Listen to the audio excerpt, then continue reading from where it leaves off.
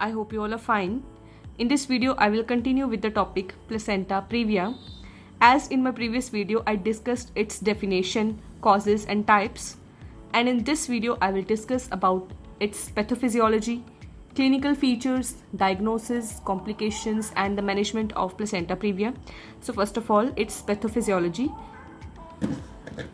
Placenta previa, when the placenta is lying at the lower uterine segment covering the internal os, partially or completely. During the later months, that is in third trimester, the lower uterine segment dilates. This is a lower uterine segment. It starts dilating. And during the labor, during the first stage of labor, cervix starts dilating. And because of this dilatation, the placenta starts separating from the uterus. Because this placenta is not elastic, so it cannot bear the dilatation. So it starts separating from the inner lining of the uterus. And because of this separation, the uteroplacental vessels open. When the placenta is separated, the uteroplacental blood vessels means utero means uterus, placenta. These blood vessels which transfer the maternal blood to the fetus and provide the nourishment to the baby. And because of this opening, there will be a bleeding. So the bleeding which occurs before the birth of the baby, that is known as antepartum hemorrhage. This is a pathophysiology of placenta previa. Next is clinical features. So under clinical features is divided into two parts. First is symptoms and signs. Symptoms are subjective in nature, means only the patient knows about it and the patient herself informs to the doctor about her symptoms. While on the other hand side, in the case of signs, these are objective in nature, means these are signs are observed by some other person, that is doctor. So there is only one symptom in the case of placenta previa, that is vaginal bleeding. The features of vaginal bleeding, that the onset of vaginal bleeding is sudden, it is painless and recurrent, means it occurs again and again. And it is not associated with certain activities, because it can even occur during sleep or during resting period, and the patient becomes shocked because of finding herself in the pool of blood after awakening. So under signs, so these are the signs which are only observed by the doctor, which indicates that there is a condition which is known as placenta previa. Persistence of malpresentation. Second one is head is floating. Head is floating because of the non-engagement, means the head is not engaged as the placenta is lying at the lower uterine segment. So because of the less space available at the pelvis, the head is not engaged. Third one is Stallworthy sign, which is used to check the fetal heart rate. So in this, the fetal head is pushed or pressed into the pelvis where the placenta is lying, and when the presenting part of the head pressed the or compressed the placenta, then the blood flow to the baby is decreased. As a result, fetal heart rate is also decreased. So when this pressure is released, the fetal heart rate becomes normal, which is also a sign for the placenta previa. But this is not a sure sign for the placenta previa, because this can only happen during the normal conditions. And the second one is anemia, or the general condition of the patient is directly proportional to the visible blood loss. Directly proportional means equal to. And the uterus, when the doctor feels the uterus or there is inspection of uterus, then what doctor feels, there is a soft and relaxed uterus with no tenderness, but still there is a bleeding. So that indicates that there is a placenta previa. So these are clinical features of placenta previa. The diagnosis of placenta previa. Under the diagnosis, first one is localization of placenta, means find out the location of placenta, that is known as placentography. So to find out the placenta, that is to find out the location of placenta, sonography should be done. So there are different types of sonography which should be done to localize the placenta. This is an image of the machine which is used to do the which is used for the ultrasound, and this is a transducer which is placed over the body part to get the images on the screen. Under sonography, the first one is transabdominal ultrasound. In this, the transducer is placed over the abdomen to get the images or to localize the placenta. Next is transvaginal ultrasound. In this, the transducer is inserted into the vagina without touching the cervix to localize the placenta. Next is transperineal ultrasound. In this, the transducer is placed over the perineum in order to localize the placenta. And the last one is color Doppler flow study. This is done to assess the flow of blood. If the placenta is situated at the lower uterine segment near the cervix, then the dark area is appeared on the screen. Dark area means that area is known as hypoechoic area. If that area is seen near the cervix, means the placenta is situated at the lower uterine segment, and this area becomes dark because of the prominent venous blood flow. Next is MRI, that is magnetic resonance imaging, for localizing the placenta. The second way of diagnosing the condition, that is clinical type. Under the clinical type, by internal examination, in this vaginal examination is done, that is known as double setup examination. Double setup examination or the vaginal examination, which is usually done in the operation theatre, because with the pervaginal examination there are the chances of further separation of placenta, which leads to huge bleeding and the patient may go to the shock, and in this emergency condition there may be the need for immediate cesarean section. So everything should be prepared before doing the vaginal examination. So vaginal examination is not only help to localize the placenta, means not only help to find out the condition that there is a placenta previa, but also the degree of placenta previa, that is the type of placenta previa. So under steps, prepared for cesarean section, patient should be placed on the operation table. IV drip started with the wide bore cannula, and wide bore cannula is mainly used when the high volume of fluid is installed in a small period of time.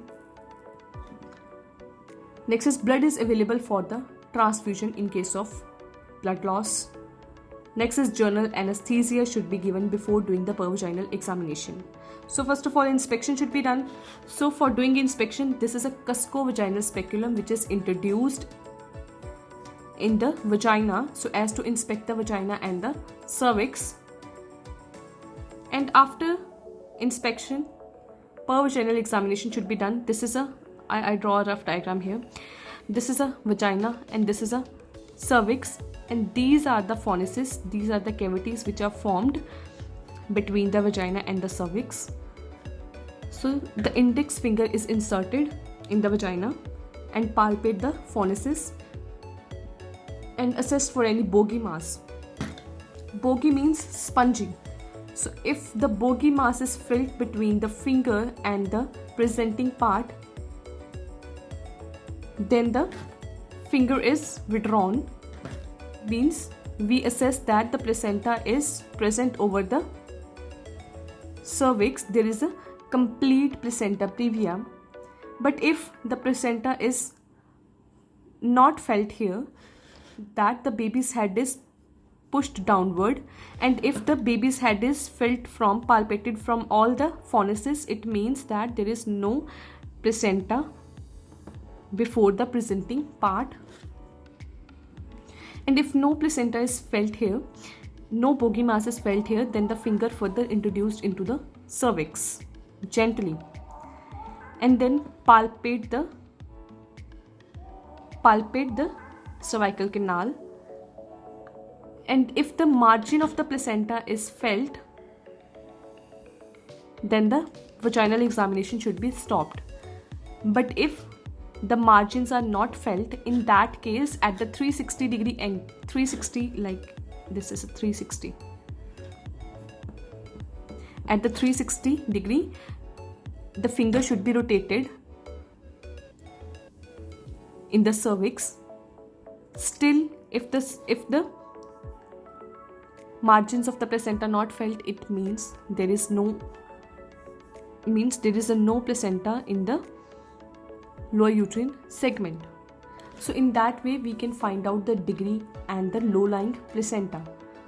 That is known as double setup examination or the vaginal examination. Next is direct visualization during cesarean section.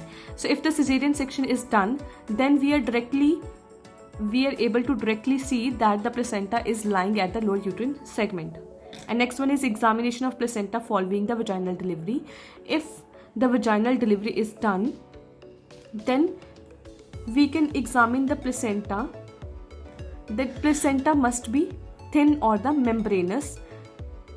In the case of poor testicular erection, the placenta may be spread over the wide area to get the proper nourishment. In that case, the placenta may be membranous. If the placenta looks membranous or thin, that means the condition is placenta. The condition was placenta previa. So that are the diagnoses which are done to find out the condition. The complications of placenta previa. First one, maternal. So during pregnancy, the complications occurs in mother. First one is APH. That is antepartum hemorrhage with varying degree of shock. Means during pregnancy, if the placenta is separated from the inner lining of the uterus, that leads to bleeding. That is known as intrapartum hemorrhage. And because of this bleeding, there are the chances that patient may go to shock. Next is malpresentation. When the placenta is attached at the lower uterine segment, there are the more chances of malpresentations. Next is premature labor. This is also one of the complications. If the placenta is prematurely separated, and if there is a antepartum hemorrhage, in that case there may be sometimes there may be the need of immediate cesarean section, that is before the 37 complete weeks of gestation. Next is during labor. The first one complication is early rupture of membranes. That when the labor starts, when there is a uterine contraction, so because of uterine contractions the cervix start dilating and the membranes ruptured. But because of the low-lying placenta, the presenting part, that is the head, is not engaged. And if the membranes ruptured but the head is not engaged, that is known as early rupture of membranes. Next is cord prolapse. So if the placenta lies at the lower uterine segment, there are the more chances that the cord may presents below the presenting part, or sometimes the cord is attached at the margin of the placenta. Next is slow dilatation of the cervix. So if the placenta is present over the internal os completely, so there may be the chances that there will be a slow dilatation of the cervix.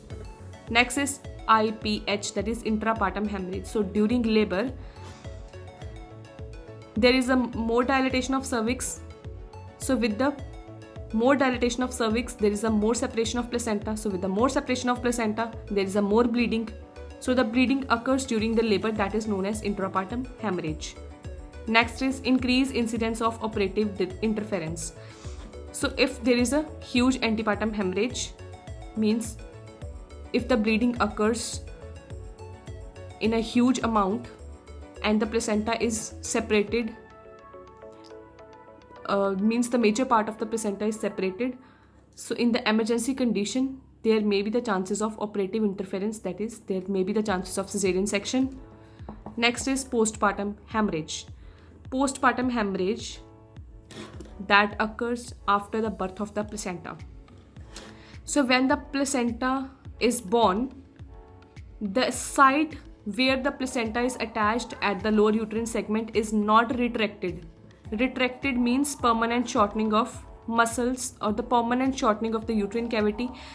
So the site where the placenta is attached is not retracted. There is no shortening of muscles here. So there is no shortening. Because of no shortening, there is the open blood vessels, open tiny blood vessels, which results in bleeding, that is known as postpartum hemorrhage. Next is trauma to the cervix and lower segment. So there are more chances of injuries to the cervix and lower uterine segment. Why?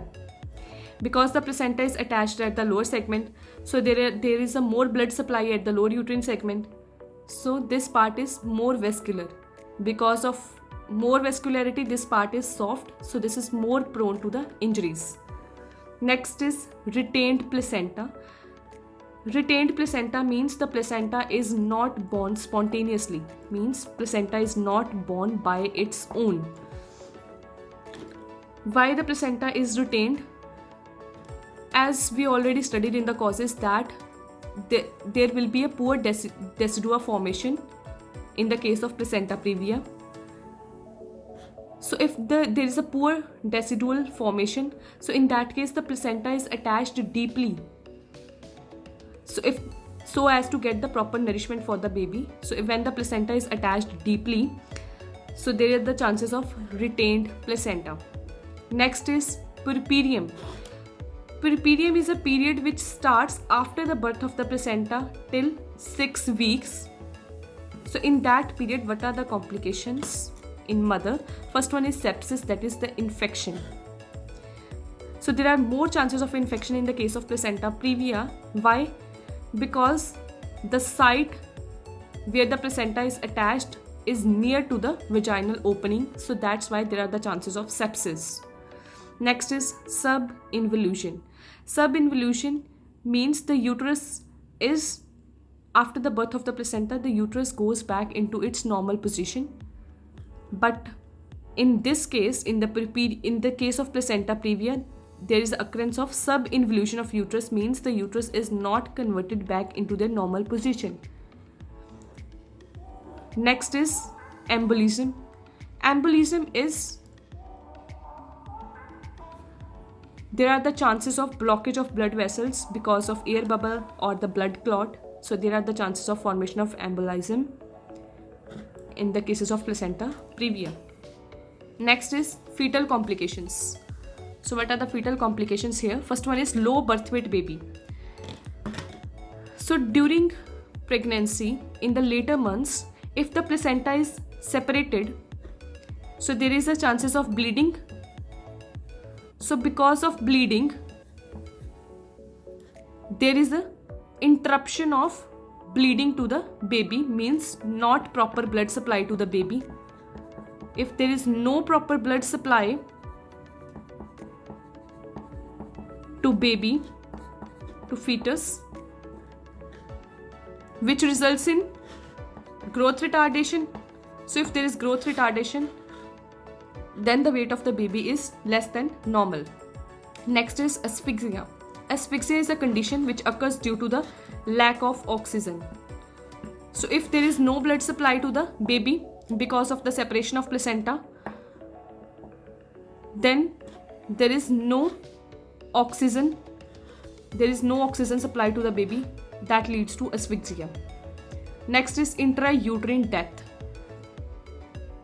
So if there is a cessation of blood supply to the baby, means stoppage of blood supply to the baby, then no nourishment. If there is no nourishment, if there is no oxygen supply, then there may be the chances of intrauterine death of the baby. Next is birth injuries. So as we know that in the emergency condition, there may be the chances of cesarean section. So because of the operative interference, there are the chances of birth injuries to the baby. Next one is congenital malformations. So this is also one of the complications of the fetus due to placenta previa. Next is management of placenta previa. This is a management scheme. So all APH, that is antepartum patients, are to be admitted. So During pregnancy, if there is a vaginal bleeding, so those patients should be immediately admitted. So after admission, what is to be assessed? First is general condition and the abdominal examination should be done. Next is assess the blood loss. Next is assess the hemoglobin level. Hematocrit means the volume of RBCs in the complete volume of blood, means we should have to assess the volume of RBCs in the total volume of blood. Next is ABO, assess the group of the blood, that whether the A, B or O or AB, plus RH group, that whether the patient is RH positive or negative. Next is resuscitate the patient if necessary. If there is a huge blood loss, in that case immediate intravenous infusion should be start by using the wide bore cannula. Next is localization of the placenta, means location of the placenta should be assessed with the help of ultrasound examination, ultrasonography. So first one is active interference, means immediate treatment.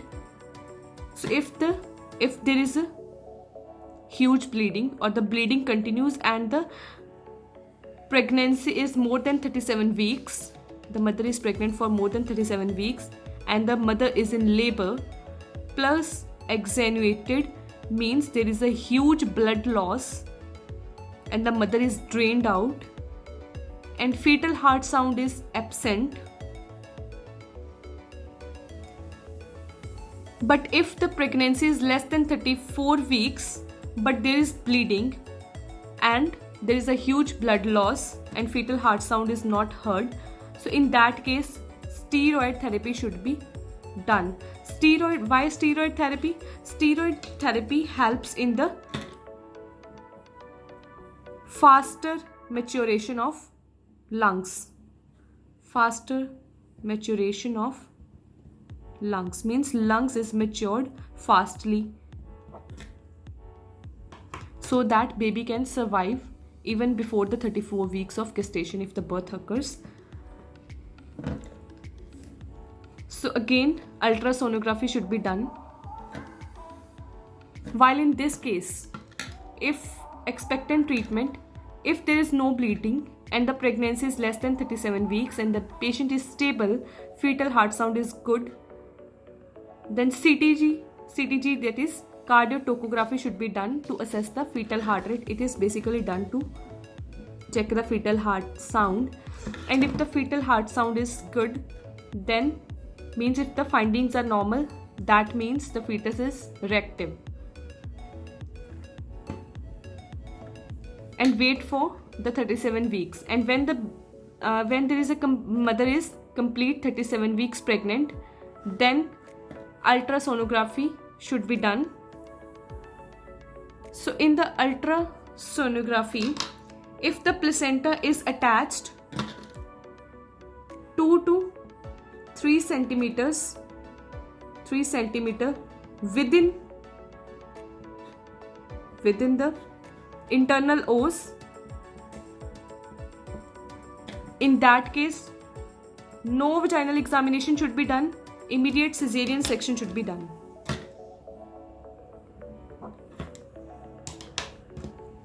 But if the placenta lies 2 to 3 centimeters away from the internal os, in that case double setup examination should be done, that is vaginal examination.